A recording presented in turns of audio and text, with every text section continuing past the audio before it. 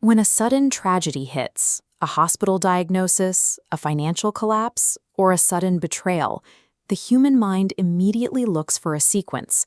We hunt for the logic that explains why this happened and who is to blame. But our reasoning is limited by the data we can actually collect. Our senses only process the surface of an event, leaving the vast majority of the causal chain invisible.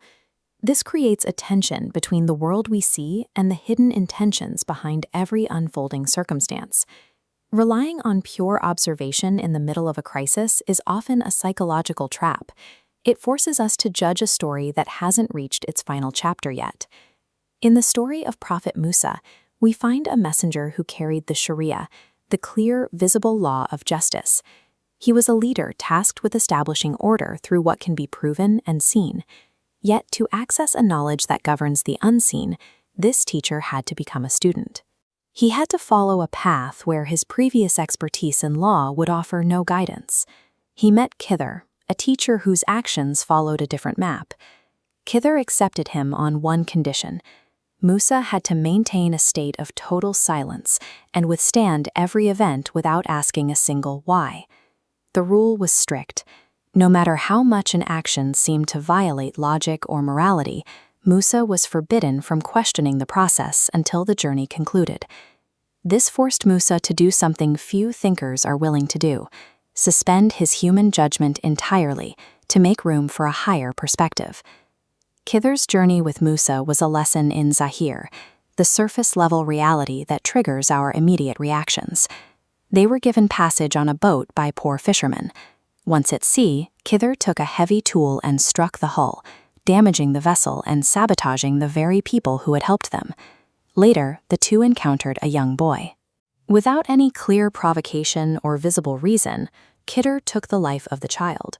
Finally, they visited a town that had treated them with open hostility, refusing them food. Despite their hunger, Khidr spent hours of exhausting labor repairing a massive wall for the townspeople without asking for a single coin. Musa could not stay quiet. His internal sense of justice was screaming. He saw a boat damaged, a life taken, and a reward ignored, and he broke his promise of patience to demand an explanation. When we look at isolated events, the data points look like malice. Without the full context, a divine action is indistinguishable from a disaster. Before they parted, Khidr revealed the hakikat, the hidden reality that turned every tragedy into a necessity. The damaged boat was a strategy. A tyrant was seizing every perfect ship along the coast for his navy. By breaking the hull, Khidr made the boat worthless to the king, allowing the poor fishermen to keep their livelihood.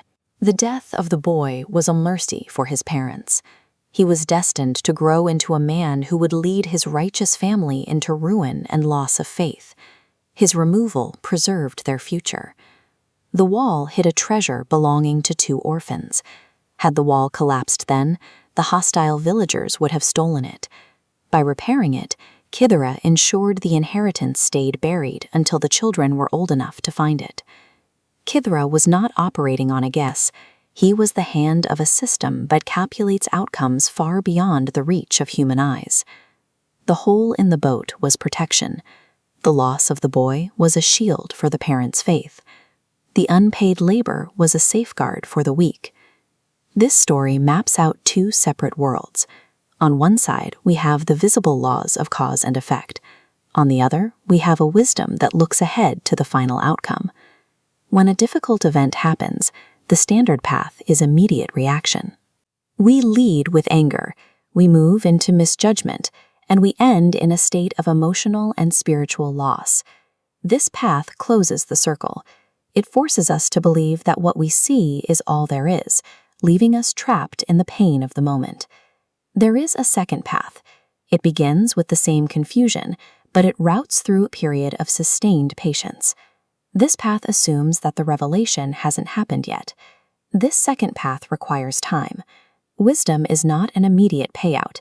It is the result of waiting for the hidden variables to finally come to light. If we abandon the wait, we never see the treasure under the wall.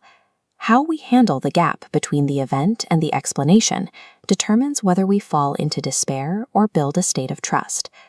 In our own lives, the reason for a loss is rarely explained on the same day it happens. We are often living through the middle of the journey, where the boat is broken and the wall is still being built. A setback can be the mechanism that prevents a total disaster.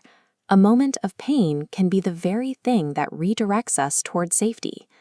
Intellectually, we have to honestly admit that we are only looking at a very small fraction of the map.